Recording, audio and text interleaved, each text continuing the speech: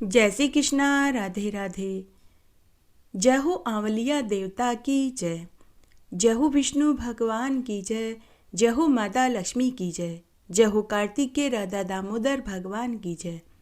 आज हम आंवला नवमी के दिन आंवलिया देवता की व्रत कथाएं सुनेंगे, साथ ही गणेश जी की कहानी भी सुनेंगे। आंवला नवमी के दिन व्रत के साथ में आंवले के पेड़ की पूजा करनी चाहिए, आंवले का दान करना चाहिए और साथ ही व्रत की कथा भी सुननी चाहिए। आइए सबसे पहले हम आंवलिया देवता के नाम का जयकारा लगाते हैं। जय हो आंवलिया देवता की जय। एक बार एक नगर में एक राजा रानी रहते थे। वे अपने एक बेटा बहू के साथ रहते थे। राजा रानी रोज 1.25 मन आंवले का दान करते थे। उसके बाद ही वे अन्न जल ग्रहण करते थे। रोज सोने के आंवले का दान करने के कारण सब उन्हें आंवलिया राजा कहते थे। तब एक बार की बात है, राजा के बेटा बहू सोचने लगे कि हमारे माता पिता रोज 1.25 मन आंवले का दान करेंगे तो हमारा तो सारा धन ही खत्म हो जाएगा। तो बेटा बहू ने अपने माता पिता से कहा कि माँ बाबूजी, आप इस तरह से रोज 1.25 मन सोने के आंवलों का दान करेंगे तो सारा राजकोष ही खाली हो जाएगा। हमारे बच्चों के लिए तो धन ही नहीं बचेगा। इसलिए अब से आप सोने के आंवलों का दान नहीं करेंगे। यह सुनकर राजा रानी उदास हो गए। राजा रानी बिना बताए महल और राज्य छोड़कर घने वन में जाकर बैठ गए। राजा रानी का नित्य का नियम था कि वे 1.25 मन सोने के आंवलों का दान करने के बाद ही अन्न जल ग्रहण करते थे। तो उन्होंने आंवला दान नहीं किया तो अन्न जल भी ग्रहण नहीं किया। इस तरह वे दोनों वन में भूखे प्यासे बैठे रहे। इस तरह 5 दिन निकल गए। तब आंवलिया देवता ने सोचा कि इस राजा रानी ने नित्य नियम से रोज 1.25 मन सोने के आंवलों का दान करके ही अन्न जल ग्रहण करते थे। अगर आज मैंने इनका सत नहीं रखा तो कलयुग में कौन मुझे पूजेगा।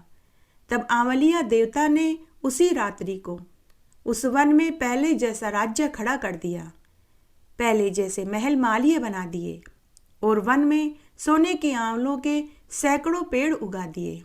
उसी रात्रि को आंवलिया देवता ने राजा को स्वप्न में दर्शन देकर कहा कि हे राजा, तू क्यों भूखा प्यासा बैठा है? उठ, मैंने तेरे लिए पहले जैसा राजपाट कर दिया, महल मालिये कर दिए, दास दासियां नौकर चाकर कर दिए और वन में सोने के आंवले के पेड़ भी उगा दिए। तू उठ, नहा धो, सोने के आंवलों का दान कर और भोजन जीम ले। राजा रानी जब सोकर उठे तो उन्होंने देखा कि वन में पहले जैसा राजपाट हो गया, महल मालिये हो गए, नौकर चाकर हो गए, धन दौलत व अन्न धन के भंडार भर गए, सोने के आंवले के पेड़ हो गए। यह देख राजा रानी बहुत खुश हुए। राजा रानी ने आंवलिये देवता को प्रणाम किया और वे 1.25 मन सोने के आंवलों का दान करने लगे। उधर बेटा बहू ने आंवलिये देवता का अपमान किया तो उनके घर में लक्ष्मी जी रुष्ट हो गई। अन्न देवता उनसे नाराज हो गए। उनके राज्य पर पड़ोसी राजा ने आक्रमण कर दिया। उन्हें जान बचाकर भागना पड़ा। अब वे सबसे रहने और खाने को मांगने लगे और काम ढूंढने लगे। तो किसी ने उनसे कहा कि वन में एक आंवलिया राजा है, तुम दोनों वहां चले जाओ। वहां तुम्हें रहने और खाने को तो मिलेगा ही, साथ ही काम भी मिल जाएगा। दोनों बेटा बहू वहां पहुंच गए। बेटा बहू के बाल बिखरे हुए थे, कपड़े फटे हुए थे, चप्पल टूटी हुई थी। उनकी बड़ी ही दयनीय हालत हो रखी थी। तब राजा रानी के नौकरों ने उन्हें काम पर रख लिया। राजा के बेटे को घोड़े के अस्तबल में घोड़ों की देखरेख का काम मिल गया तो बहू को रानी का श्रृंगार करने की नौकरी मिल गई। तब एक दिन रानी ने अपने बेटा बहू को पहचान लिया तो रानी राजा से बोली कि हे स्वामी, ये दोनों हमारे बेटा बहू हैं, इनसे आप काम कम करवाना और मजदूरी ज़्यादा देना। तो राजा ने हामी भर दी। तब एक दिन रानी ने अपनी बहू से कहा कि हे दासी, तुम मेरे सिर में तेल लगा दो और मेरे बाल बना दो। तो बहू रानी माँ के सिर में तेल लगाकर बाल बनाने लगी कि तभी रानी माँ की पीठ पर बहू की आंख से गरम गरम आंसू आकर गिरा। तो रानी माँ ने पूछा कि अरे दासी, तुम्हारी आंख का आंसू मेरे पीठ पर क्यों गिरा? तुम्हारे रोने का क्या कारण है? मुझे सच सच बताओ, तुम्हें किस बात का दुख है?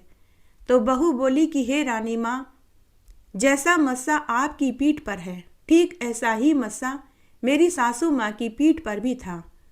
वो भी सवामन आंवले का दान रोज करती थी, उसके बाद ही वो अन्न जल ग्रहण करती थी।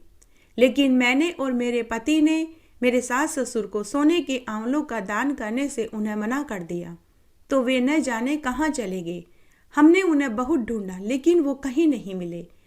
आज हम उसी पाप की सजा भोग रहे हैं। आज हम दर दर की ठोकरें खा रहे हैं। हमारे राज्य को पड़ोसी राजा ने हड़प लिया। आंवलीय देवता का अपमान करने से हमसे लक्ष्मी जी रुष्ट हो गई, अन्य देवता हमसे नाराज हो गए। अगर कहीं मुझे मेरे सास ससुर मिल जाएं तो मैं उनसे पांव पकड़कर अपनी गलती की क्षमा मांगूंगी। तब रानी माँ बोली कि बहू, हम ही तेरे सास ससुर हैं। तुमने तो हमें सोने के आंवले दान करने से मना कर दिया, लेकिन आंवलिया देवता ने हमारा सत रखा। जय हो आंवलिया देवता की जय।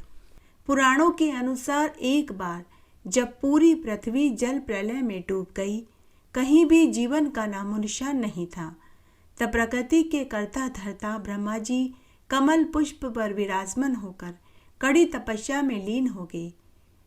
जल प्रलय में डूबी पृथ्वी की दुर्दशा देखकर ब्रह्मा जी की आंखों से 2 बूंद आंसुओं की पृथ्वी पर गिरी, तो वे 2 बूंद आंसू आंवले के पेड़ में बदल गए। पद्म पुराण के अनुसार आंवला का फल भगवान हरि को बेहद प्रसन्न है।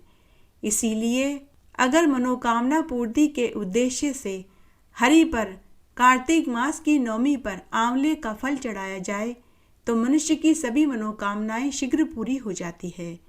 कार्तिक मास में आंवला का स्पर्श करने, देखने, भगवान विष्णु के ऊपर आंवले के फल की माला चढ़ाने से सुख समृद्धि की प्राप्ति होती है। कार्तिक मास में आंवले के पेड़ की पूजा आंवला नवमी पर करने से स्थायी लक्ष्मी का वास होता है। आंवला नवमी पर आंवले के पेड़ के नीचे बैठकर भोजन करने से पितृदोष शांत होता है। आंवला नवमी को धात्री नवमी, कुष्मांड नवमी, अक्षय नवमी भी कहा जाता है। इस दिन स्नान, दान, व्रत से मनुष्य विष्णु के तुल्य हो जाता है।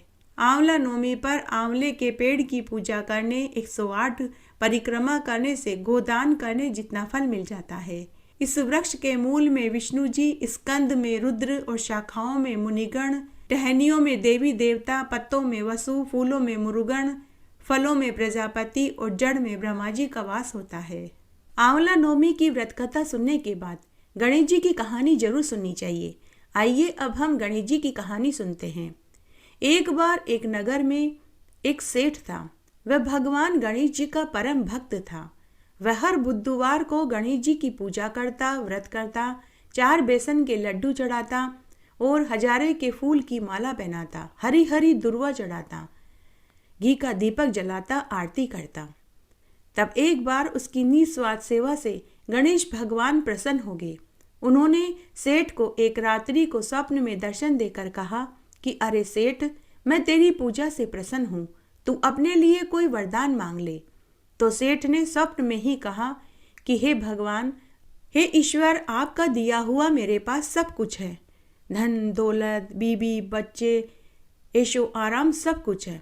अगर आप देना ही चाहते हैं तो ऐसा वरदान दीजिए कि मेरे घर में सदस्यों में भोजन को लेकर जो लड़ाई होती है वो खत्म हो जाए, क्योंकि घर में प्रत्येक सदस्य अपनी पसंद का भोजन खाना चाहते हैं।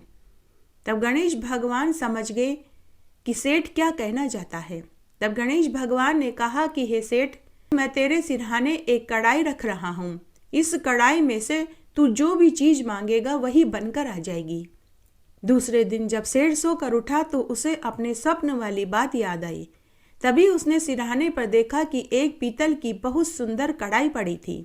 सेठ ने अपने स्वप्न वाली बात अपनी पत्नी और बेटा बहू को बताई। सेठ ने कढ़ाई से हाथ जोड़कर जलेबी कचौरी मांगी। तभी उसके सामने जलेबी और कचौरी बनकर आ गई। अब तो सेठ के घर तरह तरह के व्यंजन आने लगे। प्रत्येक सदस्य की मन इच्छित वस्तु उन्हें मिलने लगी। उस गांव में एक मेहतरानी थी। वह मेहतरानी राजा के यहाँ भी साफ सफाई करती थी तो सेठ के यहाँ भी साफ सफाई करती थी। अब सेठ के यहाँ से उस मेहतरानी को रोज तरह तरह के व्यंजन खाने को मिलने लगे, लेकिन राजा के महल से उसे 2 ठंडी रोटी मिलती थी। तब एक दिन जब राजा की दासी मेहतरानी को 2 ठंडी रोटी देने लगी तो मेहतरानी ने ठंडी रोटी लेने से इनकार कर दिया। मेहतरानी दासी से बोली कि राजा के यहाँ से रोज मुझे 2 ठंडी रोटी मिलती है, लेकिन इसी गांव में एक सेठ है, उसके यहाँ से मुझे रोज तरह तरह की व्यंजन खाने को मिलते हैं, कभी लड्डू, कभी इमरती, जलेबी, बर्फी, कचौरी। तब दासी ने कहा कि क्या वह सेठ राजा से भी अमीर है? तो मेहतरानी ने कहा कि हाँ, इस नगर का सेठ राजा से भी अमीर है। तब दासी ने यह बात राजा रानी को बता दी कि आज मेहतरानी ने ठंडी रोटी लेने से इनकार कर दिया और वह इस नगर के सेठ की बड़ाई कर रही थी कि नगर का सेठ रोज उसे तरह तरह के व्यंजन खाने को देता है, और वो यह भी कह रही थी कि वह नगर का सेठ राजा से भी अधिक पैसे वाला है। जब राजा ने यह सुना तो उसे बहुत क्रोध आया। राजा ने सिपाही भेजकर सेठ को महल में बुलवाया और इसका कारण पूछा तो सेठ ने राजा को पूरी सच्चाई बता दी कि हे महाराज, मैं गणेश भगवान का परम भक्त हूँ। मैं हर बुधवार का व्रत करता हूँ और गणेश जी की पूजा करता हूँ। गणेश भगवान ने मुझे एक कढ़ाई दी है। उस कढ़ाई से जो भी चीज मैं मांगता हूँ वही चीज बनकर आ जाती है। लेकिन राजा को सेठ की बात पर यकीन नहीं हुआ। राजा ने कहा कि तुम उस कढ़ाई को यहाँ मंगवाओ। तब एक नौकर को भेजकर सेठ के घर से कढ़ाई मंगवाई गई। तब राजा ने कहा कि अब तुम मेरे सामने इस कढ़ाई से व्यंजन मांगो। तो सेठ ने हाथ जोड़कर गणेश भगवान से विनती करी कि हे गणेश भगवान, आज आप मेरी लाज रख लेना। अब सेठ ने कढ़ाई से देशी घी के लड्डू मांगे। तभी वहां ढेर सारे लड्डू बनकर आ गए। राजा को बड़ा आश्चर्य हुआ। राजा ने कहा कि अरे सेठ, यह कढ़ाई तो महल में रहनी चाहिए। राजा ने कहा कि अरे सेठ, यह कढ़ाई तो मेरे महल में ही रहेगी, अब तुम यहाँ से चले जाओ। सेठ कुछ नहीं बोला, कर भी क्या सकता था, क्योंकि राजा का हुक्म तो सर आंखों पे होता है। सेठ बिना कुछ कहे वहां से चला गया। उसके बाद राजा ने उस कढ़ाई के हाथ लगाया और बोला कि हे गणेश जी भगवान, मुझे जलेबी दो। लेकिन जलेबी तो नहीं आई, परंतु राजा के दोनों हाथ कढ़ाई से चिपक गए। राजा ने हाथ छुड़ाने की बहुत कोशिश करी, लेकिन हाथ नहीं छूटे। तभी राजा ने सिपाही भेजकर सेठ को वापस महल में बुलवाया। सेठ महल में आया। राजा ने कहा कि अरे सेठ, तू कोई जादूगर है या कोई टोने टोटके जानता है? तेरी कढ़ाई से मेरे दोनों हाथ चिपक गए हैं। अब तू ही मेरे हाथ छुड़वा, नहीं तो मैं तुझे फांसी पर लटका दूंगा। तब एक समझदार मंत्री राजा से बोला कि हे महाराज, यह सेठ गणेश भगवान का परम भक्त है। इसके ऊपर तो गणेश भगवान टूटे हैं। इसके बुधवार के व्रत और गणेश जी के पूजन के फल के रूप में गणेश जी ने इसे कढ़ाई दी थी। आपको लालच नहीं करना चाहिए था। अगर आप अपने हाथ कढ़ाई से छुड़वाना चाहते हैं तो आपको गणेश भगवान से माफी मांगनी होगी। यह सुनकर राजा पछताने लगा। उसी क्षण राजा ने गणेश भगवान से अपनी गलती की माफी मांगी। तभी वहां आकाशवाणी हुई। गणेश भगवान ने कहा कि अरे राजा, अगर तू इस कढ़ाई से हाथ छुड़ाना चाहता है तो तुझे यह कढ़ाई तो वापस सेठ को देनी ही होगी, साथ में इसे तू 1000 स्वर्ण मुद्राएं भी दे, तभी मैं यह हाथ तेरे कढ़ाई से छुड़ाऊंगा। उसके बाद राजा ने गणेश भगवान से अपनी गलती की माफी मांगी और हामी भरी। उसी क्षण राजा के कढ़ाई से हाथ छूट गए। राजा को भी अब बुधवार गणेश जी के व्रत की महिमा का पता चल चुका था। राजा ने सेठ को कढ़ाई तो दी ही, साथ में 1000 स्वर्ण मुद्राएं भी दी। सेठ खूब सारा धन लेकर घर आ गया। उधर राजा ने पूरी नगरी में ये ढिंडोरा पिटवा दिया कि प्रत्येक मनुष्य को बुधवार का व्रत करना चाहिए और गणेश जी की पूजा करनी चाहिए। हे गणेश जी भगवान, जैसे आप सेठ पर टूटे वैसे सबके ऊपर टूटना। जैसे आपने सेठ जी को बुधवार के व्रत का फल दिया वैसे हमें भी देना। कहानी कहने वाले को, सुनने वाले को और हुकारा भरने वाले को। घटती हो तो पूरी हो तो परवान चढ़े, भूले बिसरे नाम तेरे भंडार में भरे। जय हो गणेश जी भगवान की जय। इस तरह आज हमने आंवला नवमी की व्रत कथा सुनी, साथ ही गणेश जी की कहानी सुनी। आशा करती हूँ यह आपको जरूर पसंद आएगी। मेरे साथ बने रहने के लिए आपका धन्यवाद। आगे आने वाली कथा कहानी के लिए भी आप इसी तरह मेरे साथ बने रहें। धन्यवाद।